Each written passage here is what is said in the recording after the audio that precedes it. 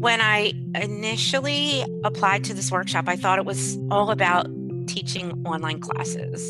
It was so much more than that. I thought the workshop in a number of ways was just so supportive, and the people that led the workshop were incredibly supportive in helping us figure out how to take content, create it, and deliver it in a way that really came across, I thought, really meaningfully to students. I want my online tools to be improving the quality of learning. Now I think that's where I am. I would say that the workshop is very informative, challenging, engaging, interactive, collaborative, overwhelming a little bit.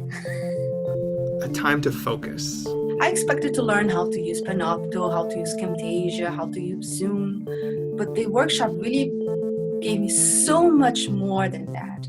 You just really learn how to use tools to engage students, whether it's in an online classroom or in a face-to-face classroom. It gave me the time and the tools to be able to put together a class that in the end I was very happy about.